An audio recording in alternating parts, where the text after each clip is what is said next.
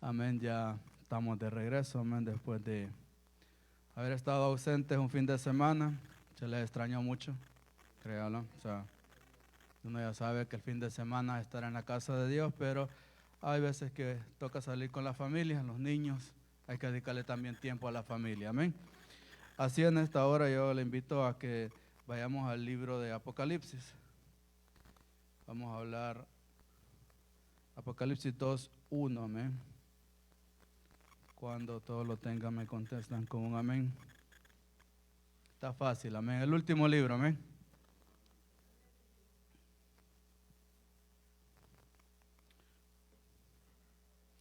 Apocalipsis 2:1. Solo vamos a leer todo hasta el 7.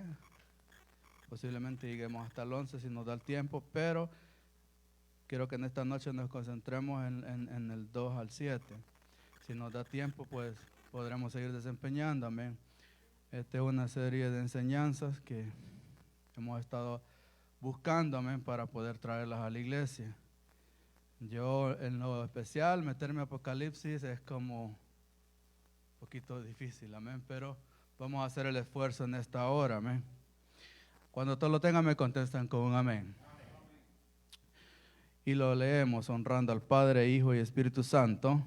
Amén. Y dice, Apocalipsis 2:1 dice, escribe al ángel de la iglesia en Éfeso, el que tiene las 7 estrellas en su diestra, el que anda en medio de los 7 candeleros de oro, dice esto: yo conozco tus obras y tu arduo trabajo y paciencia, y que no puedes soportar a los malos, y has probado a los que se dicen ser apóstoles y no lo son, y los has hallado mentirosos.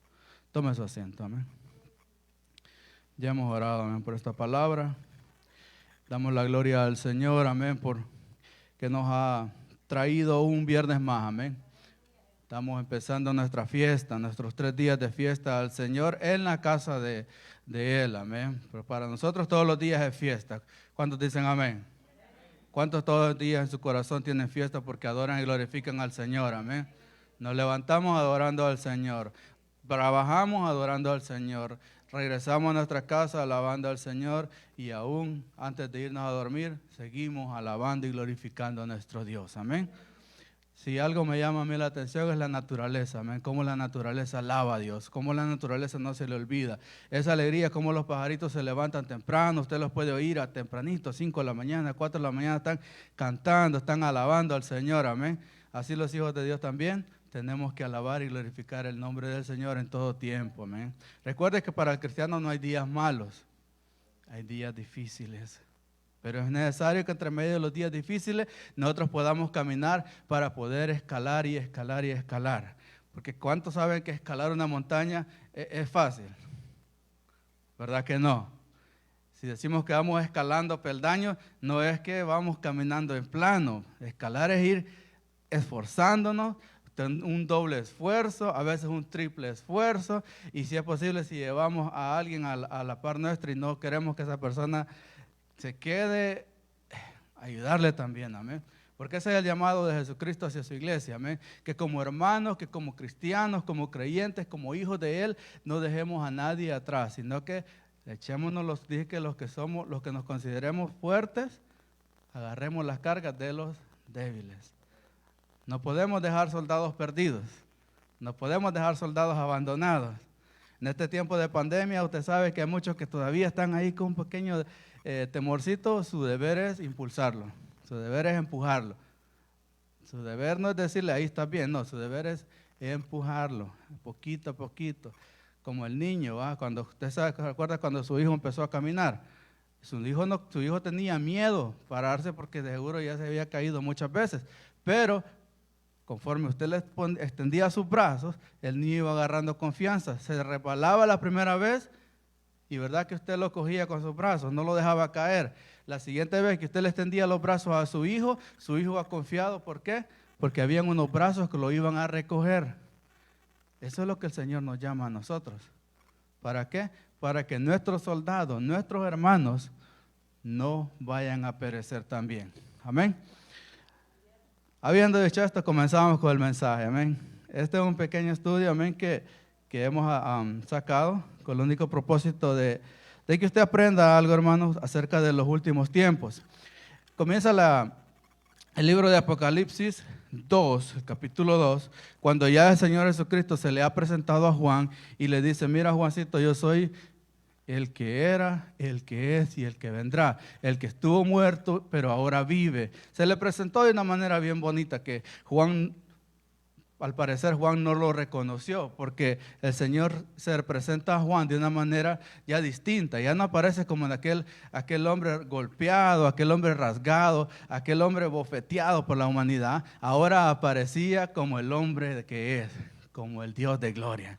Aquel hombre cabello blanco, que sus ojos eran semejantes a las llamas de fuego, hablaba con aquella fuerza que el Señor habla, y Juan tuvo miedo, pero el Señor se le dice: calma, tranquilo, yo soy aquel que anduve con ustedes por un cierto tiempo, aquel que caminó con ustedes, yo soy. Y se le presentó, y Juan vio las marcas del Maestro en sus manos, en sus pies, porque esas son las marcas que el Señor lleva hasta el día de hoy, para que nosotros, cuando veamos esas marcas en el cielo, podamos decir: por eso yo estoy acá.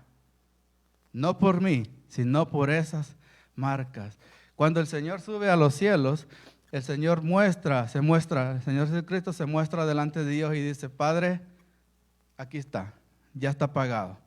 El pecado de los que se han quedado, el pecado de la humanidad ya está saldado. Ahora nada más toca que ellos sigan las reglas, lo que yo les enseñé, que lo practiquen y lo comiencen a hacer y comiencen a caminar donde yo les he enseñado. Porque ese es el único propósito de la venida de nuestro Señor Jesucristo la primera vez. Enseñarnos el camino, la verdad y la vida. Ya una vez nuestro Señor Jesucristo, habiendo venido, habiéndonos enseñado el camino, habiéndonos dejado la palabra de Él escrita para que nosotros podamos dirigirnos por ella, creo que ya no habría más, ¿verdad? O sea, ya no podemos decirle: ven otra vez y enséñanos otra vez, porque ya no, Él ya no lo va a hacer. La próxima vez que Él venga, viene con fuego, viene a castigar, viene primero recoge su iglesia y luego viene a hacerle a la tierra más de lo que la tierra le hizo a Él. Pero la tierra, el propósito de Dios no es castigar a la tierra y matar a la humanidad, sino el propósito de Dios es que la humanidad sea salva. Nada más que siempre hay unos cuantos desobedientes que no quieren obedecer la palabra de Dios, como en la familia. Tiene hijos uno que son bien obedientes y otros hijos que son un poco rebeldes. A los hijos un poco rebeldes uno no los deja de querer, pero al final siempre les va un poquito mal. Pero no es el deseo de uno que a sus hijos rebeldes les vaya mal, sino el deseo de uno es que todos sean obedientes y que todos anden en rectitud.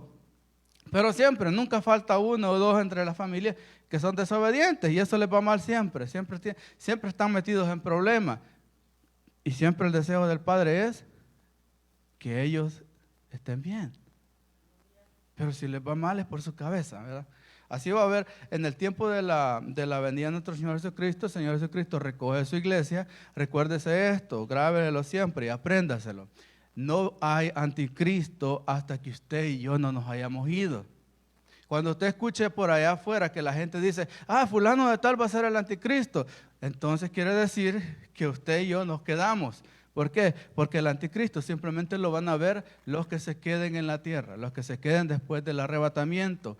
Démosle gloria a Dios porque el Señor dice que Él va a levantar a su pueblo primero para que luego venga lo que es el castigo hacia la tierra. ¿Por qué? Porque al igual que al hijo rebelde, no le va a dejar pasar la rebeldía. El Señor tiene que castigar esta tierra y ahora ya no lo va a hacer con agua como lo hizo en el tiempo de Noé, ahora lo va a hacer con fuego. Y el libro de Apocalipsis comienza el Señor hablándole a las 7 iglesias. Y una de las 7 iglesias es la iglesia de Éfeso. Y nuevamente el Señor hace la introducción a la iglesia de Éfeso y le dice a Juan, porque el apóstol Juan es quien escribe el Apocalipsis. Usted se recuerda cuando los apóstoles le preguntan qué va a ser de este, se refiriéndose a Juan, ya que Juan era el más pequeñito. Se calcula que Juan tenía entre 15 a 17 años cuando el maestro se va. Entonces Pedro pregunta, ¿y qué de este? O sea, ¿a quién se lo dejas encargado, no? Y el Señor dice, déjenlo, porque para él va a ver el final. O sea, y ellos pensaron que Juan no vería muerte. No sé si me di a entender. Cuando el Señor le dice, déjenlo porque se lo he reservado para el final. O sea, el Señor les estaba diciendo que Él iba a ver el final de todo, lo que Él iba a dejar. Pero ellos entendieron mal, ellos entendieron porque dice que murmuraron entre sí, o es que Juan no va a morir entonces. Pero no, era que Juan iba a ser revelado lo que es el Apocalipsis, la revelación, los eventos del porvenir, los últimos días. Entonces, Juan está en la isla de Patmos, después de haber sido encarcelado, es deportado hacia esa isla, a la isla de Patmos. Después de, no creas que también fue solamente que lo fueron a tirar ahí. A Juan lo golpearon, a Juan le hicieron un montón de cosas, pero ahí es donde el Señor lo llama, Él le presenta y le enseña lo que viene para la tierra. Pero comienza el Señor hablándole acerca de lo que era el presente de ese momento, lo que estaba pasando en ese momento dentro de la iglesia. Ya que las 7 iglesias representan las 7 etapas de la iglesia a través de la historia. La iglesia de Éfeso representa lo que es la primera iglesia, la iglesia apostólica, la primera, la que Jesucristo dejó fundada ahí junto con los apóstoles. Entonces, le dice el Señor, descríbele al ángel. El ángel es tipo de mensajero, o sea, el encargado de llevar el mensaje a la iglesia. Ahora lo tomamos como el pastor. ¿Por qué? Porque el pastor es el encargado de transmitir el mensaje hacia la iglesia. El pastor es el encargado de que la congregación camine bien. Cualquier cosa es con el pastor. Es gracioso esto también porque a veces hay ovejitas un poco torcidas y dicen, ¿y el pastor de ese quién será? O sea, todo va para ahí. Por eso el Señor se dirige al ángel, pero no es exclusivamente en esta parte que el Señor solamente, con él se la va a hablar. No, el Señor se la va a arreglar con todos individualmente también. O sea, porque también podemos decir, es que caiga sobre él todo, y no hay problema. No, esto es individual. Esto es para todos, todos vamos a partir de lo mismo. El ángel o el pastor lleva una doble carga porque tiene que llevar su carga personal y la carga de la iglesia. Tiene que encargarse de que aquí hayan buenos maestros, tiene que encargarse de que aquí hayan buenas personas predicándole a usted, enseñándole la sana doctrina para que usted no se vaya a perder. ¿Por qué? Porque si aquí lo está enseñando a alguien mal, le está enseñando a alguien erróneo, el que viene acá y enseña erróneo se va, pero ¿quién queda? El líder, el encargado, el mensajero del Señor en la iglesia. Entonces, le dice, escribe al ángel, escribe al pastor, escribe al mensajero, escribe a mi encargado, como usted lo quiera llamar.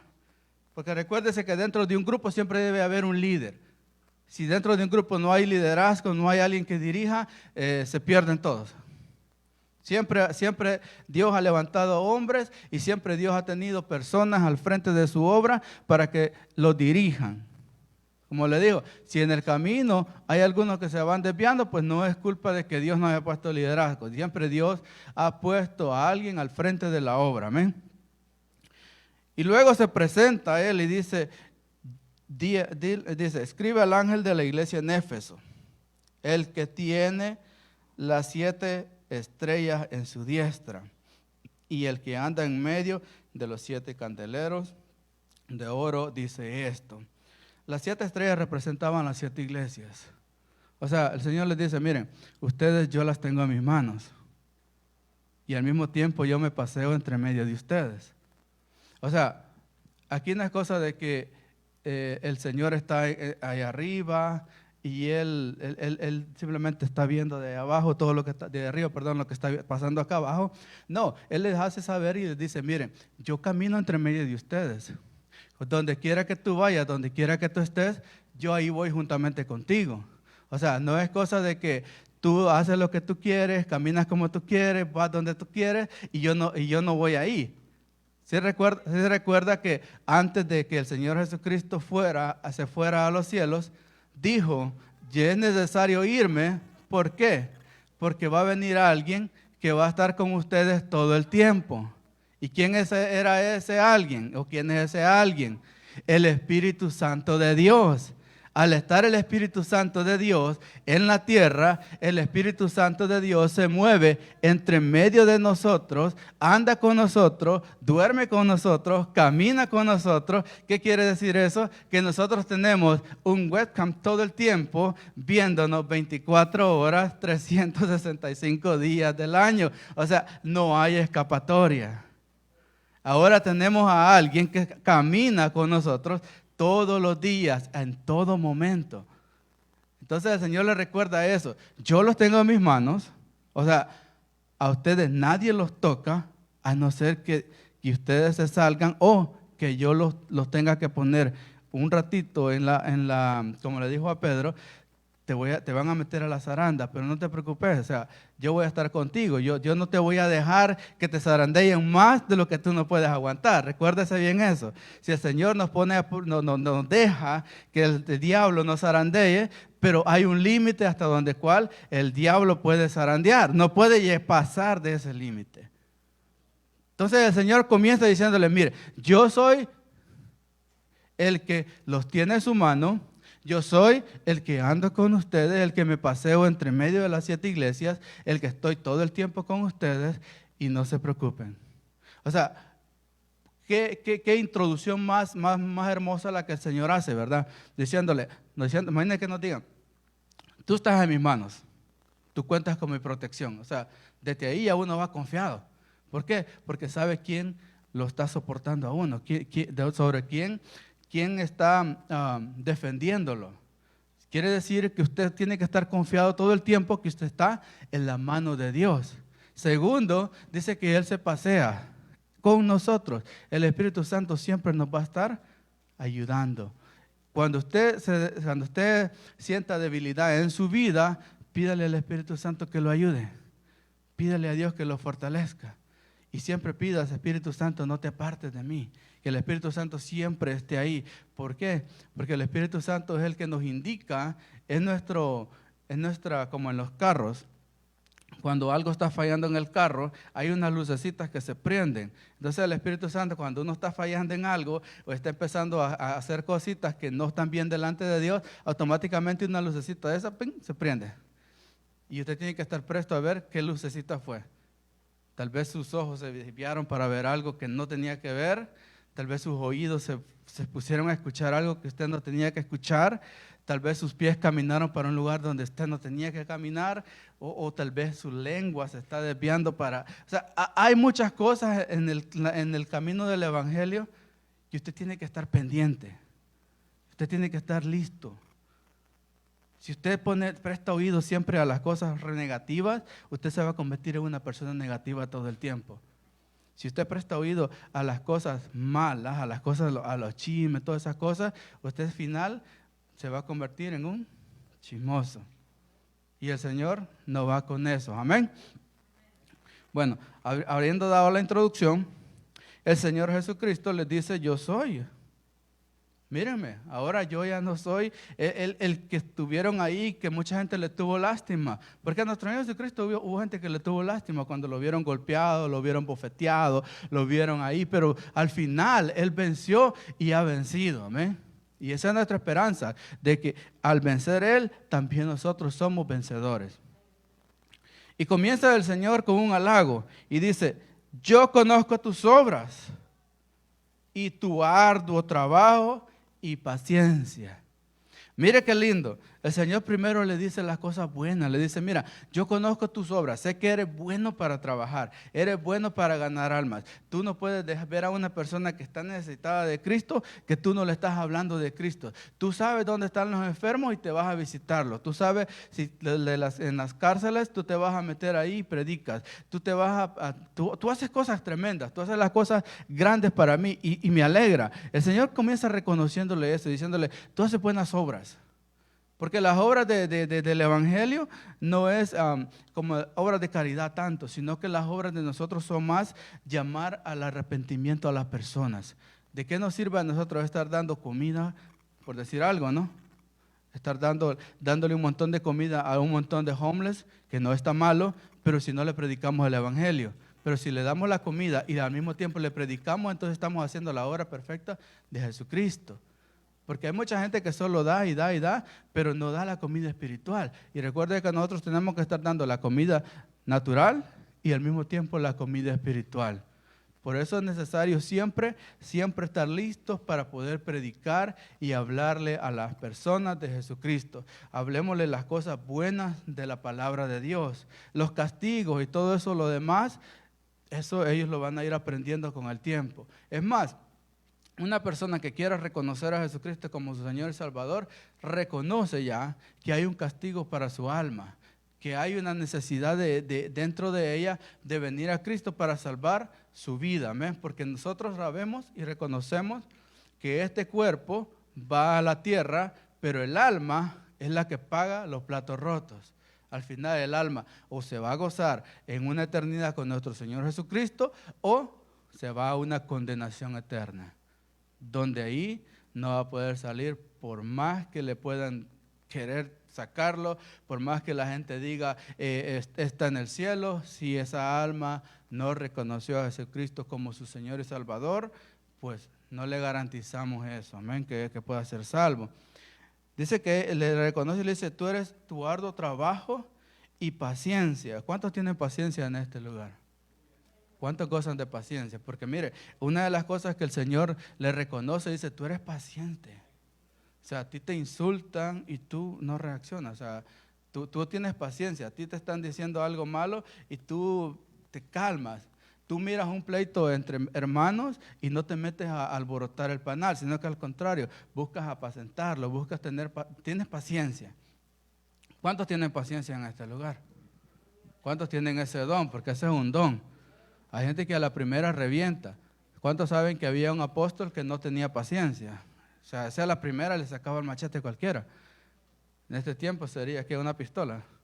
O sea, ese era peleonero. O sea, pero al final lo vemos como él habla en las cartas de Pedro, y ese hombre habla como que era un hombre diferente, ya no habla como aquel golpeador, amén, que aquel hombre violento que decía, yo me enfrento con quien sea, yo peleo contra quien sea por cuidarte o por protegerte. Ya después Pedro, en las cartas de Pedro ya no hablaba así, ya hablaba con amor, ¿verdad?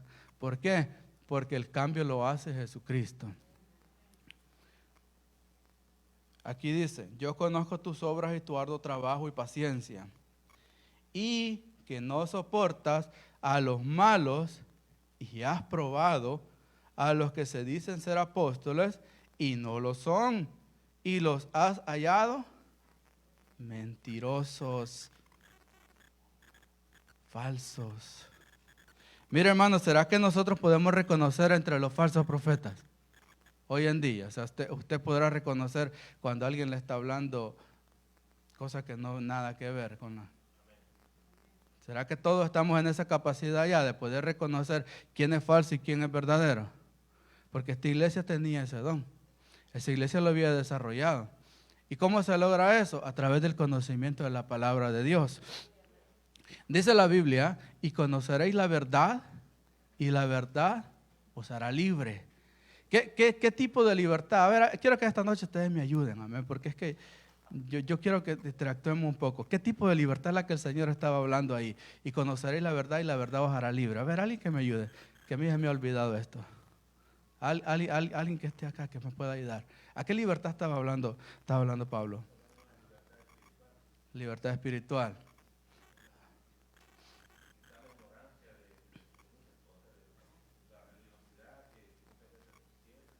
Exacto. ¿Sí? ¿Alguien más? ¿Alguien más? Y conoceréis la verdad y la verdad os hará libre. El hermano Rubén, bien. Conoceremos la verdad y la verdad os hará libre. ¿Sabe qué? El hermano Rubén decía, la ignorancia, sacarnos de la ignorancia, dijo hermano. Esclavitud del pecado.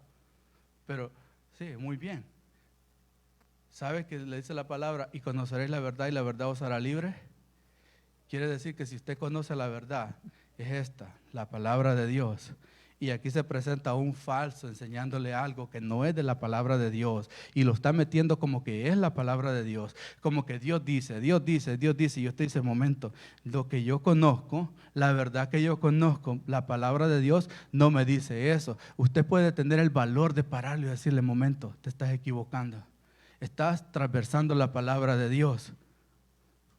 ¿Cuántos podrán ya tener ese valor de poder ver a alguien que está enredando porque usan la palabra de Dios? Eso los falsos apóstoles no le están enseñando con cosas de ellos, traen Biblia.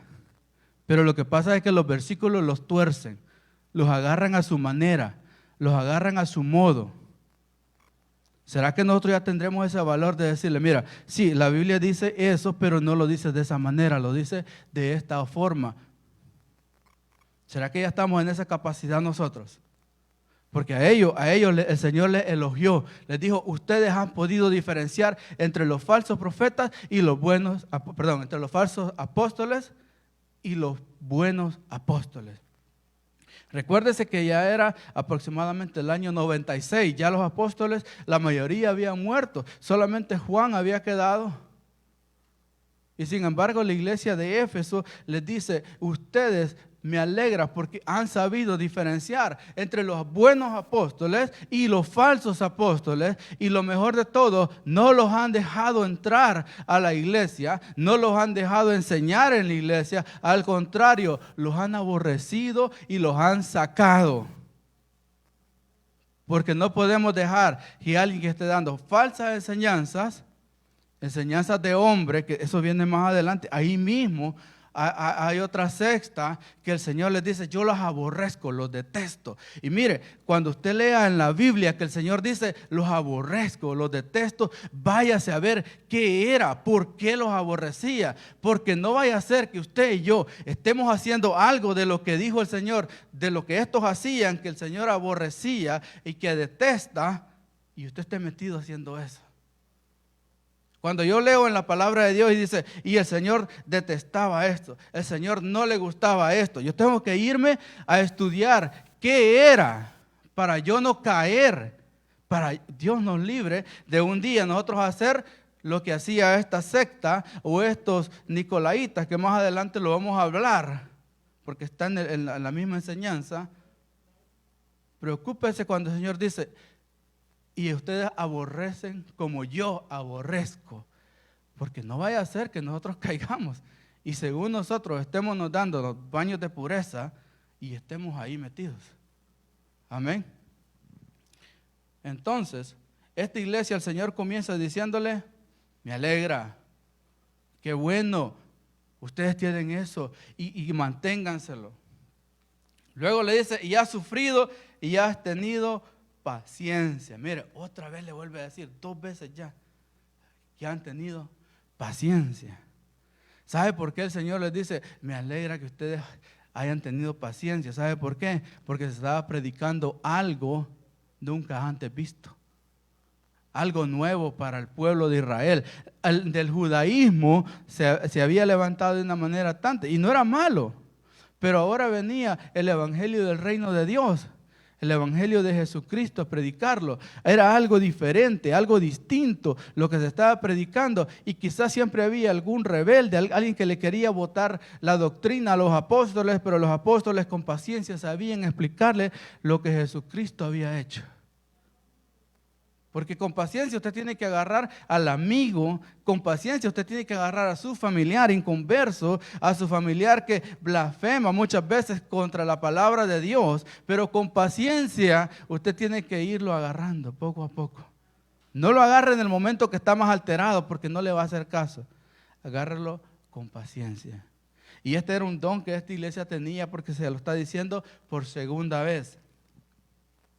Dice, has sufrido y has tenido paciencia y has trabajado arduamente. Se lo vuelve a decir, conozco tus obras, conozco tu arduo trabajo. Luego en el 3 se lo vuelve a decir, y has trabajado arduamente. O sea que el Señor estaba consciente de que ellos trabajaban arduamente para crecer el reino de Dios. Si no, recuérdese Pedro, ¿cuánto se gana en su primer mensaje? ¿Cuánto se ganó, hermano, en el primer mensaje? 3,000. En su segundo mensaje, 5,000. ¿Usted cree una campaña que se convierta en 5,000 y en otra campaña que se convierta en 3,000? ¿Cuánta multitud había ahí en ese lugar entonces? Si se convirtieron 3,000, ¿cuántos habían escuchando a Pedro? Y sin micrófono, sin esos grandes parlantes, sin esos grandes speakers. ¿Usted se imagina que el Señor hoy en día tuviera este tipo de hombres moviendo masas y trayéndole 3,000 de un solo culto? ¿Usted se imagina cómo el evangelio crecería? Pero crecería de la manera correcta, no como la manera que está creciendo hoy en día. Dice, por amor de mi nombre y no has desmayado. Se lo leo nuevamente el 3, dice, y has sufrido y has tenido paciencia y has trabajado arduamente por amor de mi nombre y no has desmayado. Dice, por amor de mi nombre.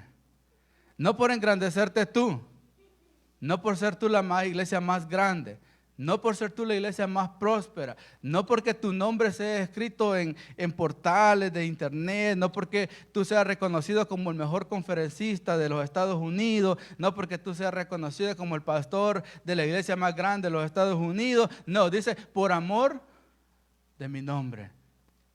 Porque todo lo que usted hace por amor a nuestro Señor Jesucristo, sin quererse llevar la gloria a usted, sin quererle dar la gloria a nadie, simplemente a Dios, a Jesucristo, el Señor se lo reconoce y dice, me alegra que ustedes siempre lo están haciendo por amor a mí.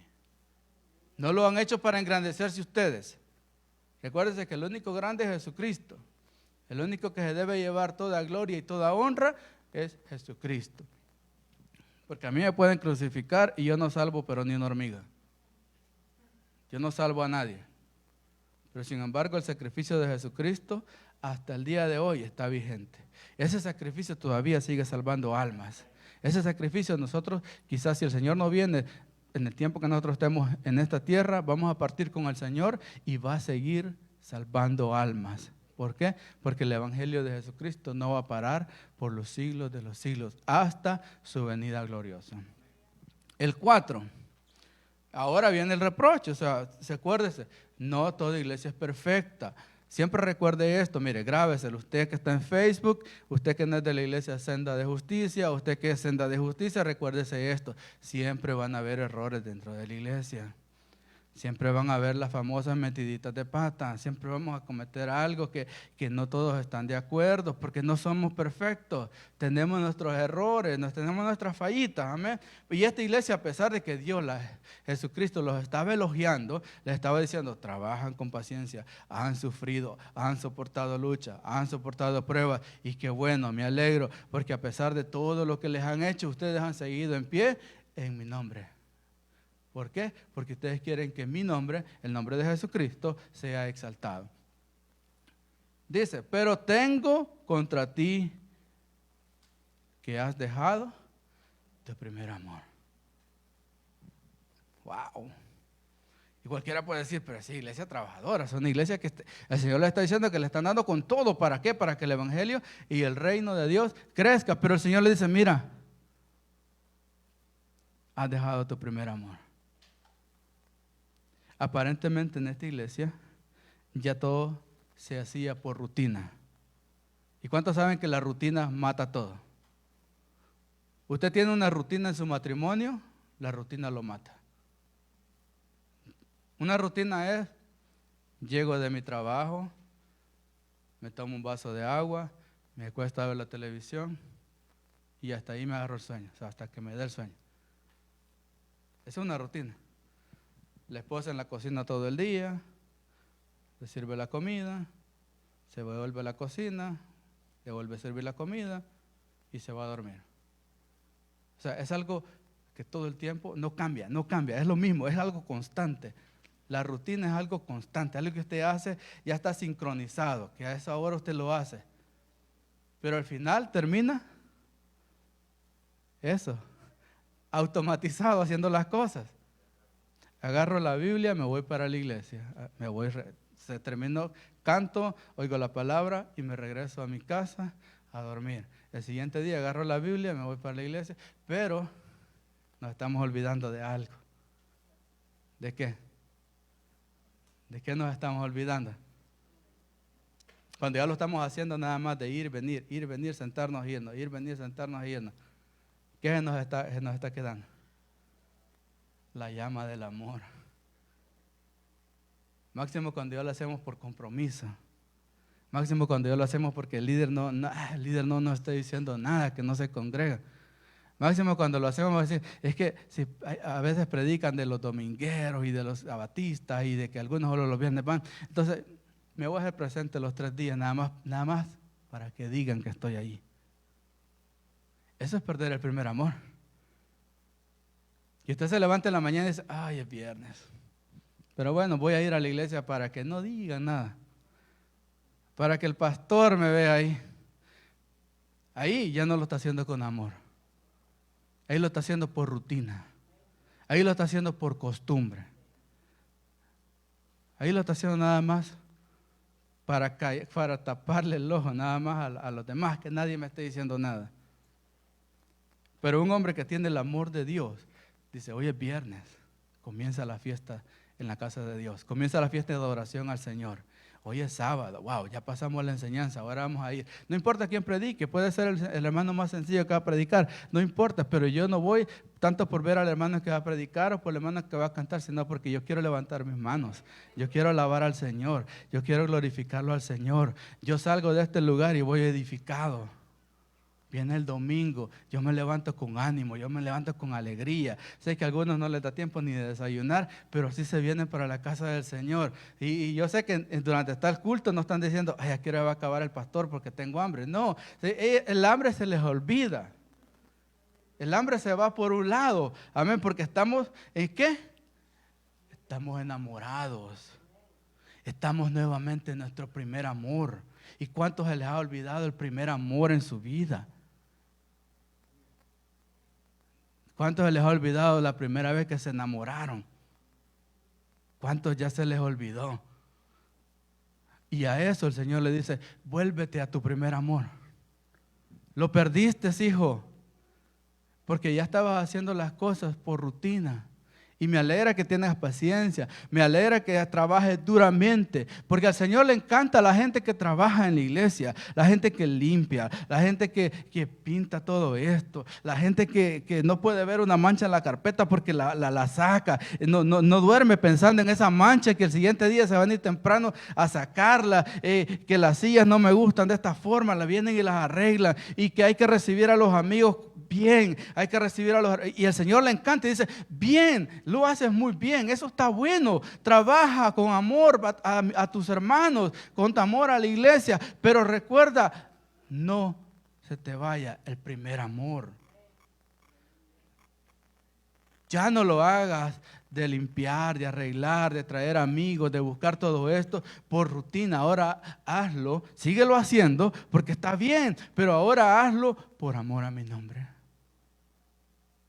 Hazlo por mí.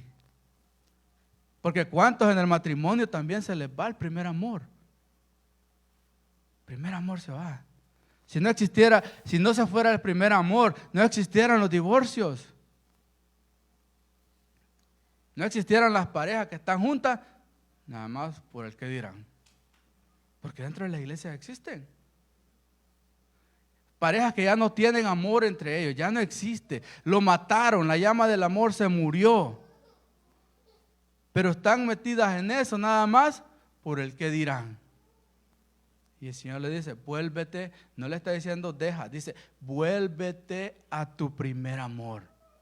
El propósito de Dios no es eso, que la iglesia se separe del Señor para hacer otras cosas. El propósito de Dios es que la iglesia esté unida con el Señor. Que nos volvamos a nuestro primer amor.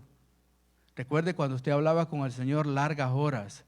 Recuerde que cuando usted hacía las cosas por amor, todo el tiempo vivía pensando en el Señor. Y el Señor dice, no dejes de pensar nunca en mí.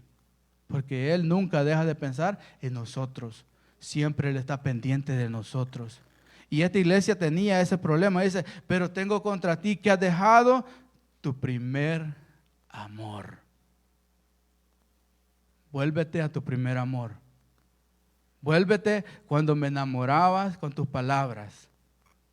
Porque a veces se nos olvida decirle al Señor las grandezas que Él es. Lo grande, lo hermoso que Él es. Se nos olvida.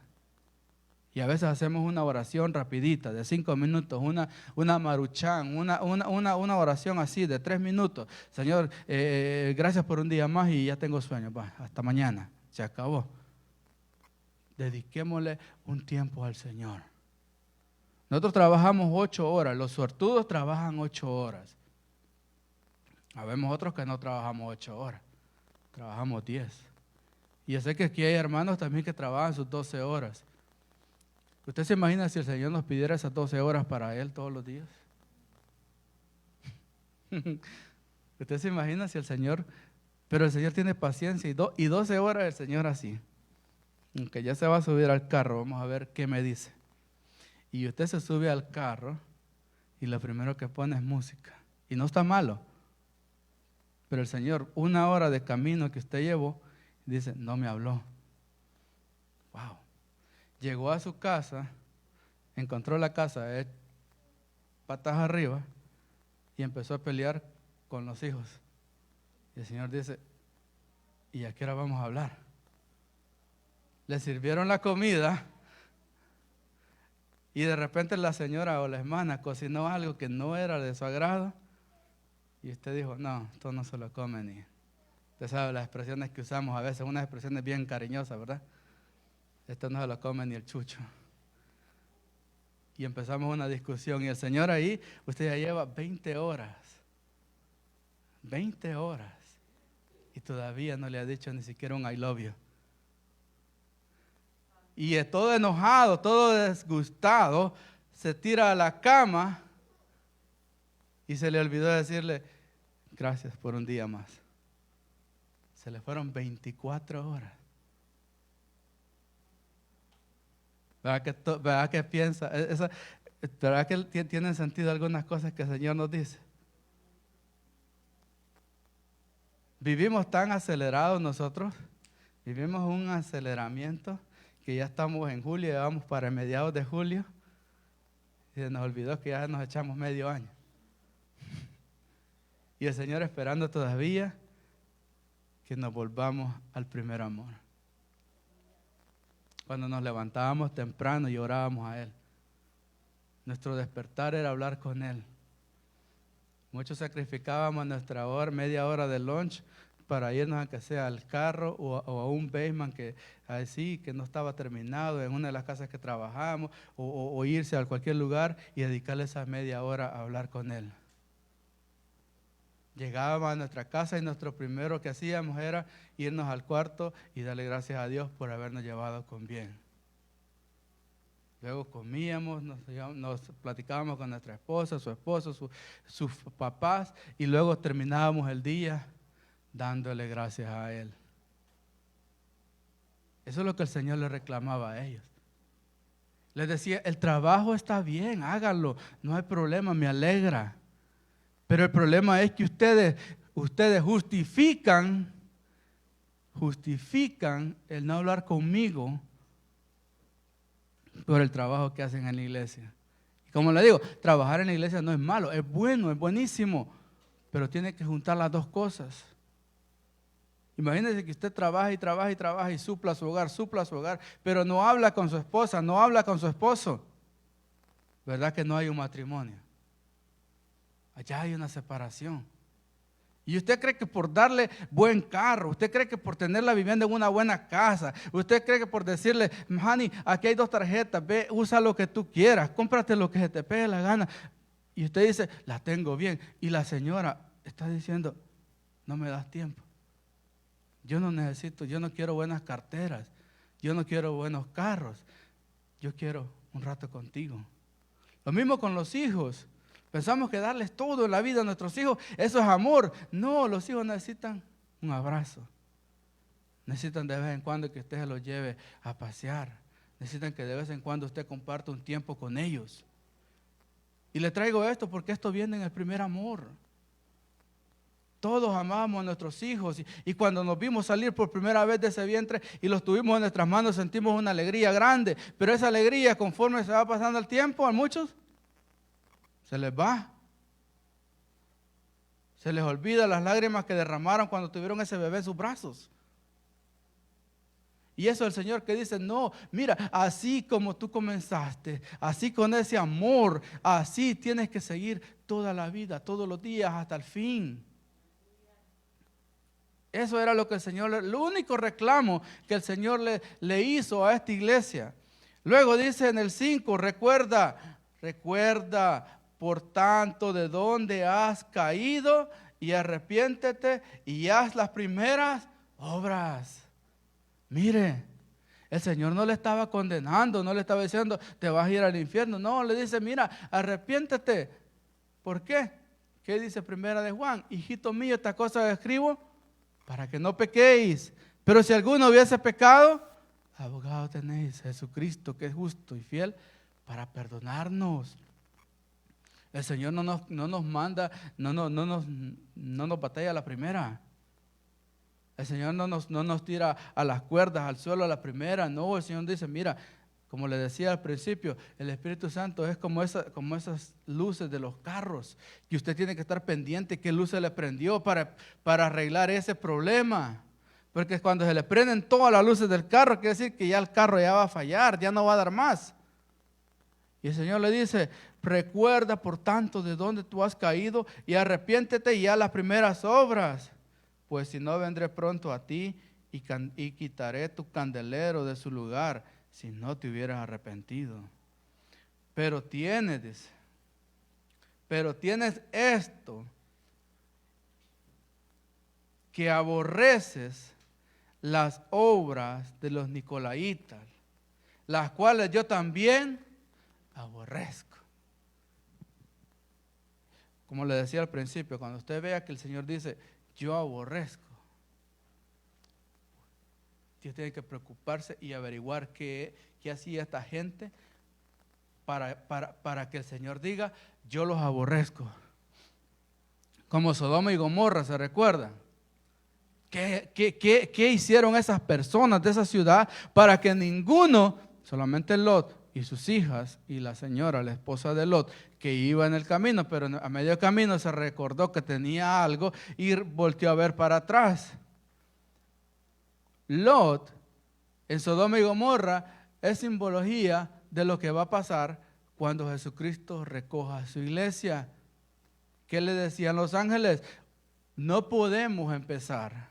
El castigo de Dios, el fuego de Dios no puede caer sobre esta ciudad mientras tú estés acá. Rápido, salgamos de acá. Igualmente la iglesia del Señor tiene que estar diciendo, Señor, ven, Señor, pronto, ven, recógenos, llévanos. ¿Por qué? Porque mientras más rápido nosotros salimos de esta ciudad, de este mundo, entonces el Señor comienza a lidiar con esta tierra. El fuego de Dios no podía caer sobre Sodoma y Gomorra hasta que no saliera Lot y su familia. Pero a medio camino alguien se recordó que había dejado algo, la esposa de Lot, que ni el nombre aparece, y se convirtió en una estatua de sal. Yo no voy a decir que hay cristianos estatuas de sal, porque no hay. El cristiano hasta el día de hoy sigue caminando. En esta iglesia todos seguimos caminando a nuestro paso, pero seguimos caminando. Sin ver atrás, sin recordar las cosas que teníamos antes, que no eran nada bueno, pero hay gente que recuerda eso y quisiera volver. Pero yo le digo algo, los momentos de la tierra son pasajeros, pero sin embargo los momentos que vamos a vivir con el Señor son para una eternidad. Y los nicolaitas era una secta, que, bueno, el nombre nicolaitas viene de la palabra Nicolaos. Nico, opresores, laos, feligreses o membresía. También estas eran unas personas que ellos venían porque estaban queriéndose meter a Éfeso, y no solo querían meter a Éfeso, sino que también más adelante vemos que hay otra iglesia también donde se estaban metiendo. Estos eran los famosos personas que traían, ¿cómo le podría explicar? Usted ha visto estas personas que ellos se autodenominan supremos, que ellos, la gente los tiene en un altar tan grande que lo que esta persona diga es similar como que Dios mismo lo hablara.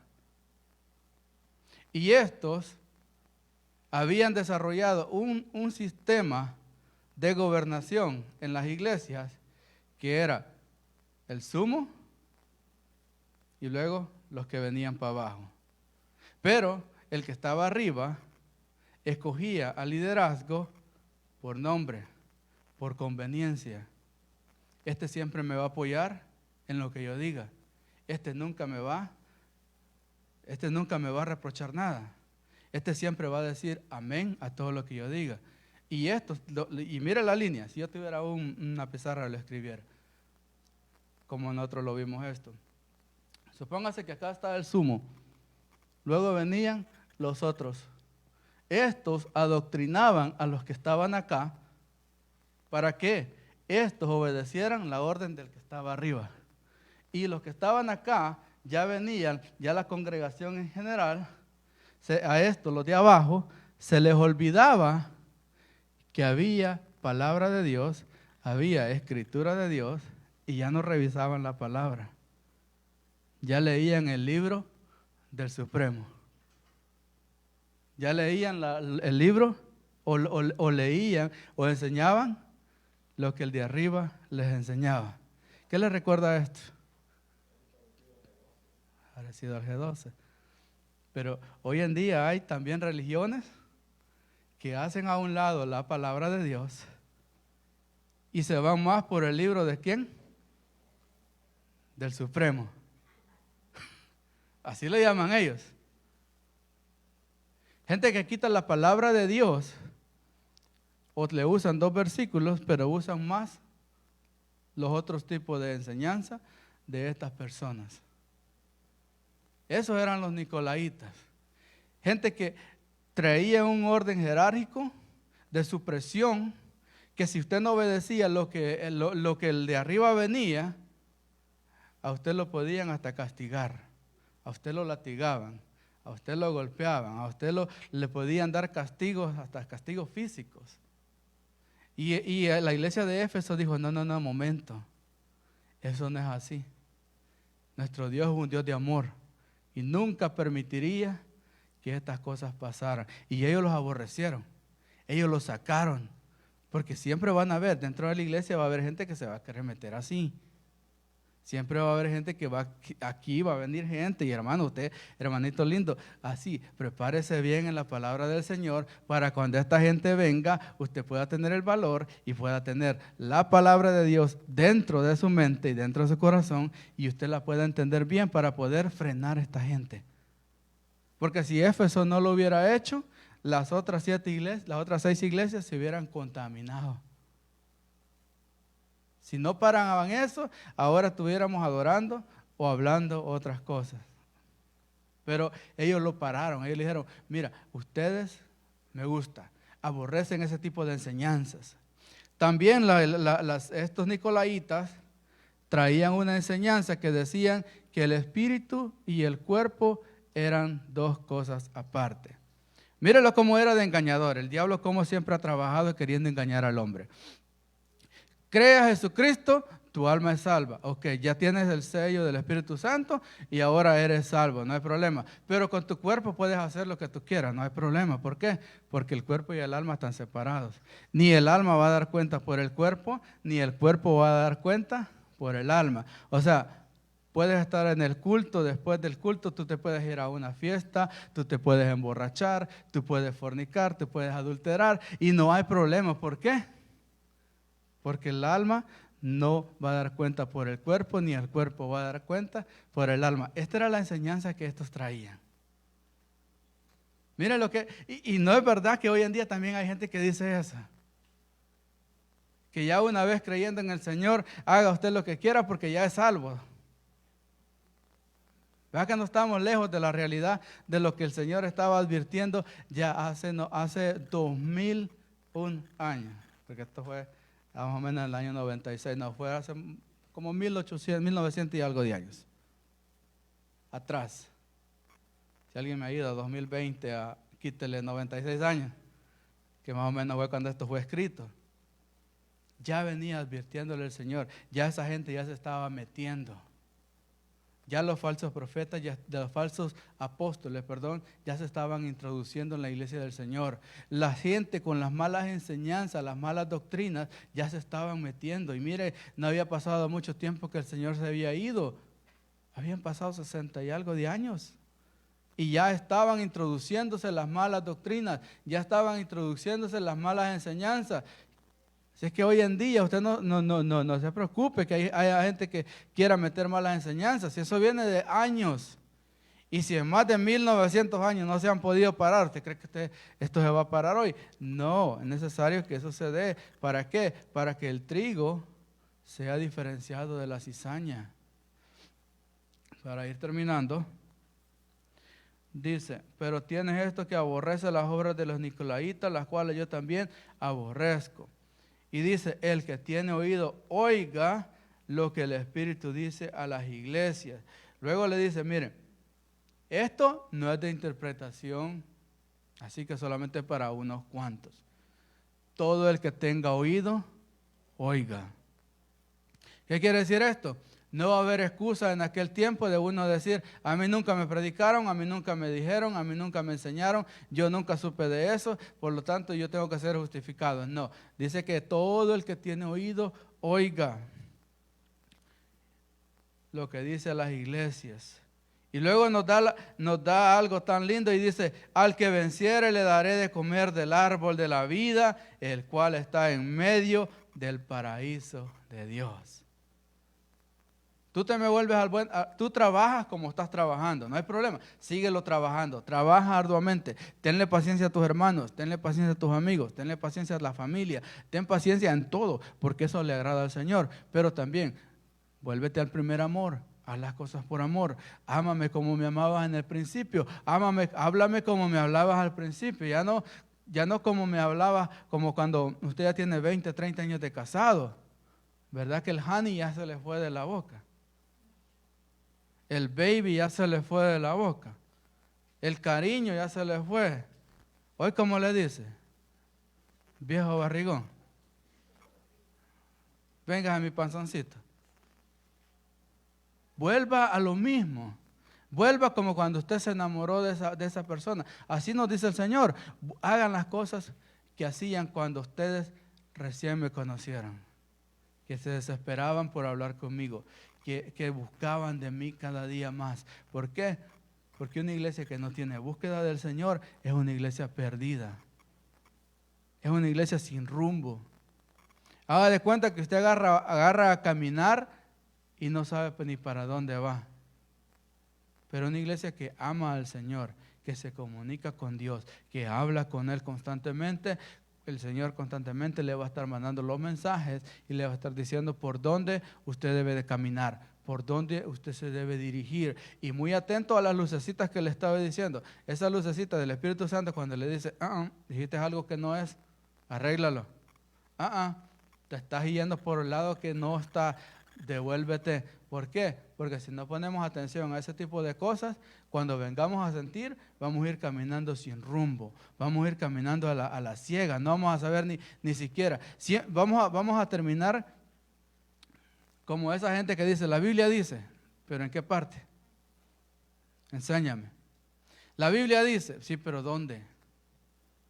La Biblia dice, porque hay cristianos que solamente dicen, la Biblia dice, sí, pero ¿a dónde? ¿Por qué la Biblia dice eso? ¿Por qué la Biblia dice ciertas cosas que para algunas veces para nosotros no tienen sentido, pero para Dios tienen un sentido grande? ¿Por qué ciertamente Dios deja pasar algunas cosas tan pequeñitas, pero para nosotros son cosas grandes?